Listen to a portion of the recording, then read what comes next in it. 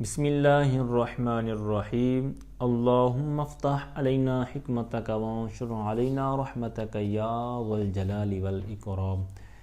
تو جی ناظرین، الحمدللہ عز وجل مراح الارواح جو کہ علم صرف کی مایہ ناز کتاب ہے، جاری و ساری ہے، تو آج ہم صفحہ نمبر 68 نیا ایک باب شروع کر رہے ہیں، نئی فصل ہے، اس میں فاعل کے بارے میں بہت زبردست اس کے اندر چیزیں آنے والی ہیں، تو انشاءاللہ عز و جل آج سے اس کا آغاز کرتے ہیں۔ تو سب سے پہلے اس کی تعریف ہے اور اس کو بنایا کیسے جاتا ہے، کس سے بنایا جاتا ہے، اس طرح کی سب چیزیں ہیں۔ تو کہتے ہیں کہ وَهُوَ یعنی اس میں فاعل کی طرف لوٹے گا ضمیر، وَهُوَ اسم مشتق من المضارع لمن قام به الفعل بمعنى الحدوث واشتق منه لمناسبتهما في الوقوع صفة للنكرة وغيره۔ کہتے ہیں اس میں فاعل یہ ایسا اسم ہے جس کو مضارع سے بنایا جاتا ہے، مشتق کیا جاتا ہے۔ اب مضارع کون سا؟ مضارع دو قسمیں ہوتی ہیں، معروف بھی ہوتا ہے، مجہول بھی ہوتا ہے، تو انہوں نے اوپر لکھ دیا المعلوم، یعنی مضارع معروف سے اس کو بنایا جاتا ہے۔ کس لیے بھائی؟ کہتے ہیں لمن قام بہ الفعل بمعنى الحدوث، اس شخص کے لیے جس کے ساتھ فعل بمعنی حدوث قائم ہو۔ ایک بمعنی حدوث ہوتا ہے، ایک بمعنی ثبوت ہوتا ہے۔ تو بمعنی حدوثی، بمعنی ثبوتی جو آپ نے لفظ سنے ہیں، تو یہاں سے وہی مراد ہے بمعنی حدوث سے، یہ اس میں فاعل اور اس جو صفت مشبہ ہوتا ہے، جس طرح کے آگے صفحے پر آ رہی ہیں باتیں، تو اس کے اندر بمعنی ثبوت یعنی دائمی طور پر اس کے اندر وہ معنی موجود ہوتا ہے، عارضی طور پر نہیں ہوتا۔ تو کہتے ہیں اس میں فاعل کو شک کیا گیا منہ یعنی مضارع سے، بھائی کیوں اس سے بنایا گیا، کسی اور سے کیوں نہیں بنایا گیا، ماضی سے کیوں نہیں بنایا گیا؟ تو اس کی جواب آگے دے رہے ہیں، کہتے ہیں لمناسبتہما، ان دونوں کے درمیان یعنی اس میں فاعل اور فعل مضارع ان کے درمیان بہت زبردست مناسبت ہے۔ فی الوقوع صفۃ للنکرۃ وغیرہ، کہتے ہیں نکرہ کے لیے صفت واقع ہو جانا، اور دیگر جو اس کی آپ نے مضارع کے شروع میں پڑھی ہے نا مناسبت، تو وہ یہاں پر وہی مراد ہیں۔ تو وہ ڈیٹیل اس کی جو 5-6 صورتیں تھیں وہاں پر آپ دیکھ لیجئے گا۔ تو اس کے اندر چونکہ مناسبت تامہ تھی، تو اس وجہ سے انہوں نے اسی سے اس کو بنایا ہے۔ تو اس کا صیغہ کس وزن پر آتا ہے یہ اب ذکر کر رہے ہیں، کہتے ہیں وصیغتہ من الثلاث المجرد علی وزن فاعل، اگر مراد لفظ اس کو لیں تو فاعل وغیرہ فاعل، تو کہتے ہیں اس کا صیغہ ثلاثی مجرد سے فاعل کے وزن یعنی فاعل کے وزن پر آتا ہے۔ تو بنتے کیسے ہیں یہ صیغے، یعنی جو فاعل کا وزن بنا ہے، تو یہ کیسے بنایا گیا؟ تو اس کو ایک طریقہ کار مطابق بیان کرتے ہیں، کہتے ہیں وحذف علامت الاستقبالی، تو چونکہ اس کو مضارع سے بنایا گیا ہے تو اس کی علامت کہتے ہیں حذف کر دی گئی۔ جب اس کی علامت حذف کر دی گئی یعنی من یضرب، یعنی یضرب سے جب اس کی علامت مضارع گرائی تو بقیہ رہے گا ضاد را با۔ تو اب اگر علامت اسی طرح اس کو چھوڑ دیا جاتا، یعنی ضاد را با یضرب کو یا کو حذف کر دیا گیا، اور ضاربون اگر چھوڑ دیا جاتا، یعنی کوئی اور حرف اور حرکت وغیرہ مطلب کچھ نہ لگایا جاتا، بس یا کو علیحدہ کیا، حذف کیا، تو ضاد را با ضاربون اگر مثال کے طور پر رہ گیا، آخر میں تنوین دے دیتے اور شروع میں یعنی کہ را کو کسرہ ضاربون، تو اگر اس طرح رہنے دے دیتے تو اس طرح یہ ماضی سے مشابہ لازم ہو جانا تھا، ماضی سے مشابہت لازم ہو جانی تھی۔ تو اس طرح اس مشابہت سے بچنے کے لیے پھر آگے باتیں آ رہی ہیں، کہتے ہیں فَأُدْخِلَ الْأَلِفُ، الف کو داخل کیا گیا، اس کے اوپر الف کو داخل کیا گیا، کیوں؟ لِخِفَّتِهَا، اس کے خفیف یعنی الف جو ہے وہ خفیف ہے۔ بھائی الف خفیف ہے، کس کے مقابلے میں خفیف ہے؟ کہتے ہیں یعنی الف واو یا 3 حروف ہے نا، حروف علت، تو اس میں سے الف کو لیا گیا، واو اور یا کو نہیں لیا گیا، کیونکہ وہ ثقیل ہیں۔ واو تو آپ کو پتہ ہے کہ اس کے بارے میں حاشیے میں انہوں نے دیا ہوا ہے لِأَنَّ الدَّمَّةَ جُزْءُ الْواو، یعنی واو یہ ثقیل ہوتی ہے، اور جو دمہ ہے یہ واو کا جز ہے، تو جو خود ثقیل ہے تو اس کا جز بھی ثقیل ہوگا، تو یعنی اس طرح کی انہوں نے نیچے بات کی ہے۔ تو یہ چونکہ خفیف ثقیل ہوتے ہیں واو اور یا، تو اس لیے کہتے ہیں یہاں پر ہم نے الف کو ذکر کیا ہے، الف کو لے کے آئے ہیں۔ اچھا اب علی کو چن تو لیا، لیکن رکھا کس جگہ پر؟ کہتے ہیں بین الفاء والعین، فا اور عین کلمے کے درمیان میں، فا عین لام کلمہ تھا ضاد را با، تو فا اور عین یعنی ضاد اور را کے درمیان میں رکھا تو ضاربن ہو گیا۔ اچھا جی، اور اس کے اندر کیا باتیں ہیں تو وہ آگے بعد میں عرض کرتا ہوں. کہتے ہیں لِأَنَّ فِي الْأَوَّلِ، اب پھر اعتراض ہوا، سوال ہوا کہ آپ نے فا اور عین کے درمیان میں رکھا. آپ اس کو حالانکہ اس طریقہ کار یہ ہے کہ جو تغیر ہوتا ہے، تبدیلی ہوتی ہے، وہ آخر میں کی جاتی ہے. جس طرح کہ نون ثقیلہ پر بات ہو چکی، پہلے باتیں ہو چکی ہیں، تو یہاں پر ہونا چاہیے تھا کہ دعاد را با یا کو آپ نے علیحدہ کر دیا، دعاد را با رہ گیا، تو اب آپ آخر میں لگاتے، شروع میں فا عین کے مقابل درمیان میں کیوں لگایا؟ تو اس کا آگے جواب دے رہے ہیں. کہتے ہیں مشابہن یسیر مشابہن بالمتکلمی، اس میں فاعل نے متکلم کے ساتھ مشابہت اختیار کر لینی تھی. ایک تو ہے متکلم کے ساتھ، دوسرا ہے تفضیل، یعنی اس میں تفضیل کے ساتھ یعنی دعاد را با ہے تو اب اگر شروع میں الف لگاتے، ٹھیک ہے، شروع میں الف لگاتے تو ادربو یا ادربو، ٹھیک ہے، یعنی اس میں تفضیل اور اس طرح کی دونوں صورتیں لازم آ جانی تھی.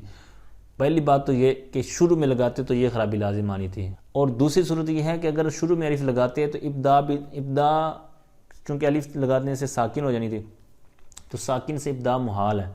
تو پھر اگر فتح لگاتے، یہ ساری چیزیں آپ دیکھ رہے ہوں گے حاشیے میں، تو فتح لگاتے تو پھر یہ ادربو، ٹھیک ہے، یہ وہ التباس لازم آنا تھا. اگر کسرہ لگاتے تو اسبر یا ادرب، تو اس طرح یہ امر سے خرابی لازم آنی تھی، التباس لازم آنا تھا. اور دوسری بات تیسری کہ اگر دمہ دیتے تو پھر یہ عنصر یعنی جو مضموم العین ہے اس سے مشابہت لازم آنی تھی. اور اگر یہ تینوں حرکتیں دینے کے بعد کہتے ہیں کہ اگر الف کو اٹھا کر آخر میں لگاتے، ٹھیک ہے، تو وہ ماضی کے ساتھ یعنی ماضی کا دارابا دارابا، تو یہ تثنیہ سے التباس لازم آنا تھا. اور آخر والی بھی بات ہوگی، شروع میں بھی ہوگی. اب کہتے ہیں کہ عین اور لام کلمے کے درمیان میں لگاتے تو کیا خرابی لازم آنی تھی؟ کہتے ہیں فتاح اور صبار یہ مبالغے کے صیغے ہیں، تو پھر اس سے خرابی لازم آنی تھی. تو لہٰذا ساری جگہوں پر جب خرابی لازم آ رہی تھی، بچا کون سا لفظ؟ فا اور عین کلمہ کا درمیانی حصہ بچا کہ وہاں پر الف کو لگایا جائے. ٹھیک ہے، تو یہ ساری باتیں یہاں پر میں نے آپ کے سامنے رکھ دی. اچھا جی، پھر آ گیا وہ کسرہ یعنی داربن، یہ را پر جو کسرہ ہے، یہ عین کلمہ بنتا ہے نا، دعاد را با فا عین لام، تو یہ عین کلمہ کی بات ہو رہی ہے. کہتے ہیں وہ کسرہ عینہ، مضارع کا جو عین کلمہ تھا اس کو کسرہ دیا گیا. بھائی کیوں دیا گیا؟ کہتے ہیں لِأَنَّ بِتَقْدِيرِ الْفَتْحِ يَصِيرُ مُشَابِهًا بِالْمَاضِ الْمُفَاعَلَةِ، کہتے ہیں اس لیے کہ اس کو اگر فتح کی تقدیر پر رکھتے یعنی فتح دیتے، داربن جو بنایا ہے، اگر داربن سے دارابا کرتے، را کو فتح دیتے تو پھر کیا ہوتا ہے؟ کہتے ہیں مفالہ، با مفالہ، قاتل یقاتل مقاتلہ، یہ جو با مفالہ ہے اس کی ماضی سے مشابہت، یعنی اس کی ماضی کیا ہے؟ قاتلہ. تو اب اس کی اگر اس میں فاعل بناتے ہوئے اس کو زبر دے دیتے را کو، تو پھر کیا ہو جانا تھا؟ اس سے مشابہت لازم آ جانی تھی. اور پھر دمہ رہ گیا، یعنی فتح کی صورت میں التباس لازم آ گیا تو دمہ دے دیتے، تو دمہ کی صورت میں کہتے ہیں یہ ثقیل ہے. ٹھیک ہے، تو دمہ ثقیل ہے تو یہ اس وجہ سے نہیں دیا. اور پھر کہتے ہیں کہ بتقدیر الکسرۃ، یعنی آپ نے کسرہ دیا، یعنی تین حرکتیں ہوتی ہیں، زبر زیر پیش، زبر کے ساتھ بھی التباس ہے، ضمہ ثقیل ہے، تو کسرہ آپ نے جو دیا تھا، حالانکہ اس سے بھی التباس لازم ہے. بھائی کس سے التباس لازم ہوتا ہے؟ وہ آگے کہہ رہے ہیں، کہتے ہیں وَبِتَقْدِيرِ الْكَسْرَةِ أَيْضًا كَالْفَتْحَةِ، یعنی فتح کی طرح، جس طرح فتح کے ساتھ ماضی کے ساتھ التباس لازم آتا ہے نا قاتل کے ساتھ، تو ماضی اس باب کی، تو مضارع بھی جو امر ہے اس باب کا قاتل، ٹھیک ہے، قاتل، اس طرح کے دیگر جو صیغے ہیں امر کے، تو کہتے ہیں کسرہ دینے کے ساتھ، جو آپ نے کسرہ دیا ہے داربن میں، تو کسرہ دینے کی صورت میں تو باب مفعلہ کے امر سے التباس لازم آ رہا ہے، تو آپ نے وہ تو برداشت کر لیا. یہ کیوں ہوا؟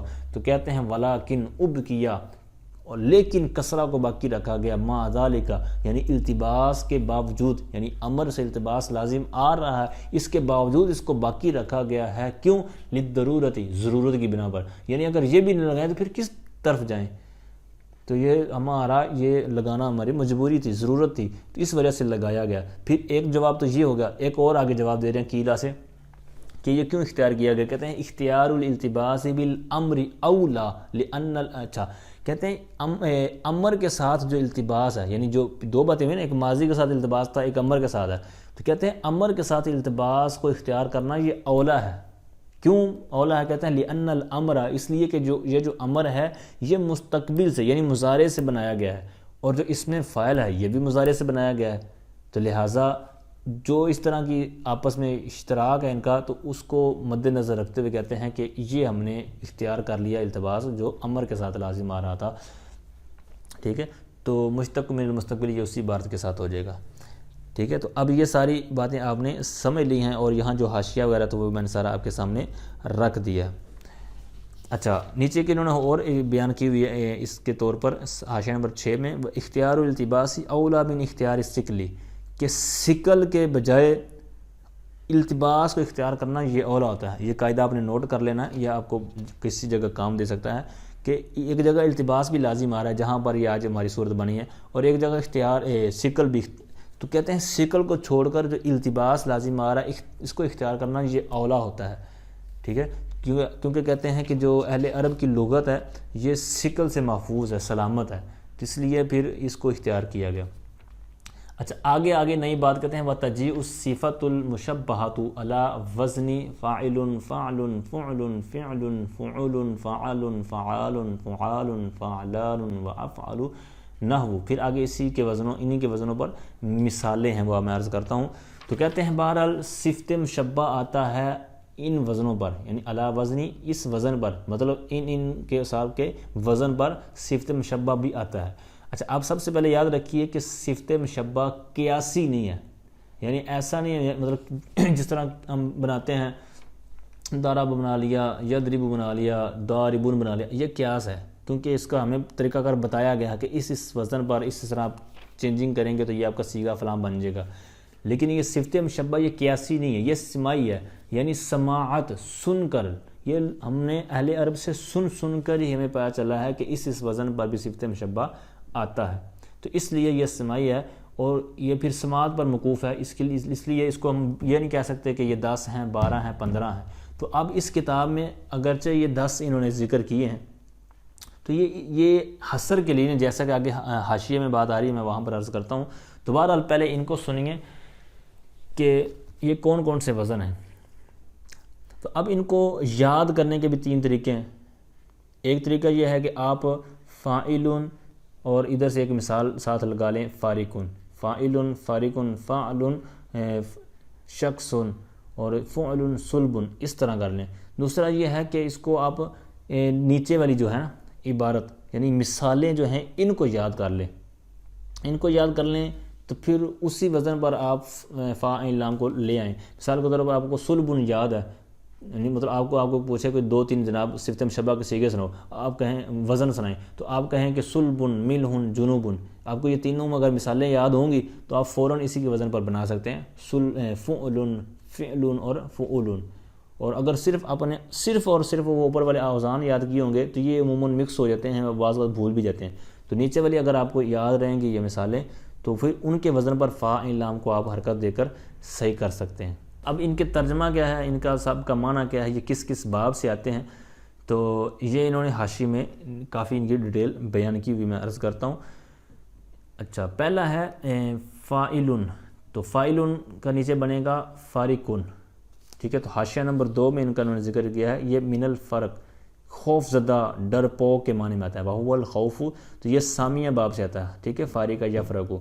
اچھا، دوسرا ہے شخصن، تو شخصن کا حاشیہ نمبر 3 میں انہوں نے بیان کیا ہے صعب الخلق، یعنی بد اخلاق، بد خو، برے اخلاق والا، ٹھیک ہے، من ساعت اخلاق ہو، جس کے اخلاق برے ہو جائیں، ٹھیک ہے، شکاستہ، اور اس کا آتا ہے باب، یہ بھی سامیہ سے آتا ہے، اس کے آگے فارسی میں بھی بریکٹ کے اندر معنی لکھے ہوئے۔ اچھا، آگے نمبر 4 حاشیہ ہے یہ صلب کا، صلب یہ صلابت لفظ آپ نے سنا ہوگا، یہ انہوں نے آگے لکھا ہوا ہے، صلب شدید یعنی سخت چیز، ٹھیک ہے، سخت شدن، یہ اگر فارسی میں لکھا ہوا ہے، کاروما سے آتا ہے۔ اسی طرح آگے ملہن تھا تو اس کا نمبر حاشیہ انہوں نے دیا ہے 5، الملوحۃ، نمکین، ٹھیک ہے، آگے فارسی میں اس کا معنی لکھا ہوا ہے، تو ملیحن بھی لفظ اس کے لیے استعمال ہوتا ہے، مالحن بھی، اور یہ آتا ہے کاروما سے۔ آگے جنوبن جو لفظ اوپر تھا اس کا حاشیہ نمبر 6 میں دیا انہوں نے، ناپاک ہونا، ضد الطہارت، الجنوب کا معنی انہوں نے بیان کیا ہے ضد الطہارت، یعنی طہارت کا جو معنی تھا تو اس کا الٹ جو ہوتا ہے نا، ضد، اپوزٹ، تو وہ ناپاک۔ اب اس کا سبب کیا ہوتا ہے ناپاکی کا، کہتے ہیں وسببھا انزال المنی، منی کا انزال ہونا یہ اس کا سبب بنتا ہے، یعنی ناپاکی ہونے کا. تو یہ باب ناصارہ سے آتا ہے. آگے ہے 7واں الحسن، یہ صفت مشبہ کا جو صیغہ تھا الحسن، تو یہ کہتے ہیں نیکو شدن، یعنی نیک کردار والا، نیک بندہ. یہ ناصارہ سے آتا ہے، اور بعض نسخوں میں کہتے ہیں یہ فاعلن، اوپر تو ہے نا حسن فاعلن، اور بعض کہتے ہیں فاعلن حسین، یا اسی طرح کے وزن پر بھی آتا ہے.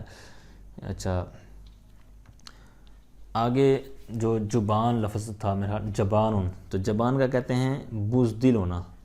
جبن لفظ آپ نے سنا ہوگا، یہاں پر انہوں نے دیا ہے بے دل شدن، ٹھیک ہے، یعنی سخت دل، بزدل، ناصرہ سے آتا ہے. اور آگے شجاع تھا تو اس کا حاشیہ نمبر 9 انہوں نے بیان کیا ہے مشتق من شجاعت، یہ شجاعت سے مطلب بنایا گیا ہے شجاع. دلیر شدن در حرب، یعنی جنگ میں بہادری والا، یہ کارومہ سے آتا ہے. اور آگے والا عطشان، تو اس کا حاشیہ نمبر 10 ہے عطشہ سے بالکسری فہو عطشان من العطشی وہو خلاف الرأی، تو یہ آتا ہے سامیہ سے سراب شدن، یعنی پیاسا. آگے لاسٹ رہ گیا احولو، 11 حاشیہ نمبر اس کا ہے من الحولی، یعنی بھینگا ہونا، کج شدن، ٹھیک ہے، تو یہ بھی سامیہ سے آتا ہے. تو یہ سارے ابواب ان کو یاد کرنے کا میں نے طریقہ عرض کر دیا. تو اب ان میں سے جو احولو ہے کہتے ہیں وَهُوَ يَخْتَصُّ بِبَابِ فَاعِلَ، کہتے ہیں ان میں سے جو آخری تھا نا احولو وزن، تو یہ جو کہتے ہیں یہ وزن ایک خاص ہے فاعلہ، یعنی مکسور، ماضی مکسور العین سے یہ وزن آتا ہے. الا، مگر یہ کہ کہتے ہیں الا ستتن تجیء من باب فعولہ، مگر یہ کہتے ہیں کہ 6 صورتیں یا 6 ایسے، آپ کو میں آگے مثالیں بیان کر رہا ہوں، کہتے ہیں کہ جو فعولہ، یعنی پیچھے تو کہا عرض کیا نا کہ یہ میں نے کہ احولو، یہ احولو جو ہے یہ فاعلہ یعنی مکسور العین سے آتا ہے، لیکن آگے جو 6 چیزیں بیان کر رہے ہیں کہتے ہیں یہ مضموم العین سے بھی آتی ہیں. جیسے کہتے ہیں احمقو، اخرقو، آدمو، ارعنو و اسمرو و اعجفو. اب ان کے معنی کیا ہیں یہ بھی اوپر انہوں نے لکھے ہوئے ہیں. احمق کہتے ہیں قلیل العقل، یعنی تھوڑی عقل والا. اخرق کہتے ہیں پارا کردن، پارا یعنی پھٹا ہوا، کپڑے ٹکڑے ٹکڑے کر دینا وغیرہ، اس طرح کے معنی میں آتا ہے. اور آدمو، یہ حضرت آدم علیہ السلام کا نام بھی آپ نے سنا ہوگا نا، تو یہ ان کا نام اس وجہ سے تھا کہ آپ کا جو رنگ تھا وہ گندمی رنگ تھا. تو یہاں پر بھی وہی انہوں نے معنی بیان کیا ہے گندم گوں شدن، یعنی گندمی رنگ والا. وہ ارعنو، سست شدن یعنی سست بندہ. وہ اسمرو، اور یہ بھی گندمی رنگ والا، یہی مراد ہوتا ہے اس کا معنی گندم گوں شدن. اور وہ اعجفو، لاغر شدن، لاغر آپ نے معنی تو سنا ہی ہوگا، لاغر کمزور کو بولتے ہیں.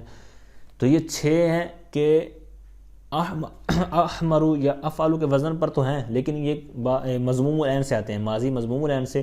اور پیچھے جو انہوں نے خاص کیا تھا نا کہ یہ فاعل ان کے وزن پر خاص ہے، تو وہ ہٹ کر انہوں نے استثناء کے طور پر 6 چیزیں بیان کی ہیں. اور یہ 6 تھیں. 7ویں چیز یہ قبلہ جو اسمعی ہیں، یعنی یہ کوئی نحات اور صرفیوں میں سے ہوں گے، تو اسمعی انہوں نے ایک چیز کا اضافہ کیا ہے کہ کہتے ہیں الاعجم یا الاعجمہ، تو یہ بھی اسی میں سے ہے، یعنی اس کے اوپر زیادہ کیا، یعنی فاعولہ یعنی مضموم العین پر اس نے زیادتی کی ہے. اچھا اعجم پر یہ میں نے 2-3 چیزیں لکھی ہوئی تھی جب ہم نے کتاب پڑھی تھی، تو وہ آپ کے سامنے رکھتا ہوں کہ اعجم کسے بولتے ہیں. اس کا معنی ایک تو اوپر لکھا نا کند زبان، تو کند زبان انہوں نے معنی لکھا ہوا، تو جو میں نے چیزیں لکھی ہوئی ہیں. اعجم کہتے ہیں نمبر 1 جو بات کرنے پر قدرت نہ رکھتا ہو. نمبر 2 اس کا معنی ہے جو فصیح نہ ہو اور اپنی بات کو بیان نہ کر سکتا ہو اگرچہ وہ اہل عرب سے ہو. نمبر 3 جس کی زبان میں عجمہ یعنی ابہام کو واضح نہ کرنا ہو اگرچہ وہ اس میں فصیح ہو، یعنی فصیح ہو لیکن واضح نہ کر سکتا ہو. بہرحال یہ چند چیزیں میں نے لگ طور پر یہاں پر لکھی ہوئی تھیں، تو میں نے ساتھ میں عرض کر دی. اچھا اب آگے جو بات ہے قال الفراء سے، یہاں پر اختلاف بیان کر رہے ہیں.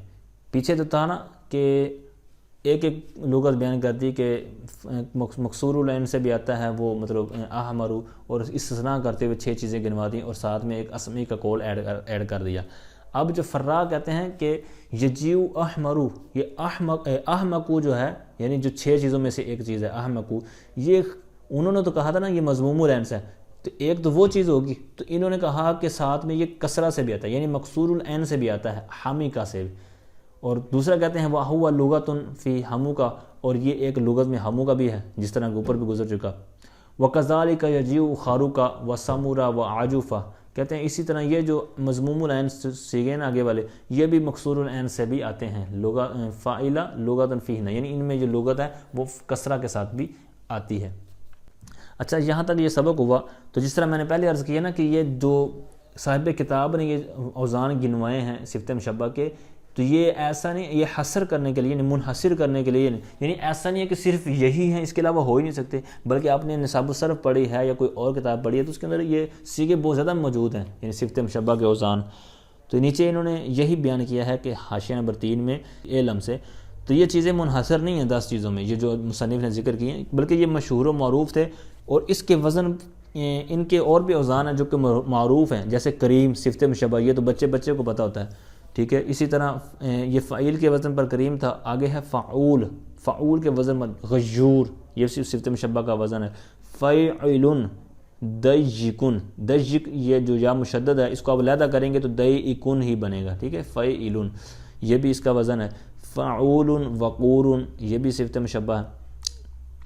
اسی طرح آخر میں ایک رہ گیا فعال ملاح، تو یہ بھی صفت مشبہ کا ہی وزن ہے. تو اس طرح یہ حصر کے لیے نہیں ہے، یہ آپ نے یاد رکھنا ہے، یہ سماعی ہیں. تو جہاں جہاں پر سماعت کے لحاظ سے کوئی نہ کوئی چیز مل جائے آپ کو تو وہ آپ اس کو لے سکتے ہیں.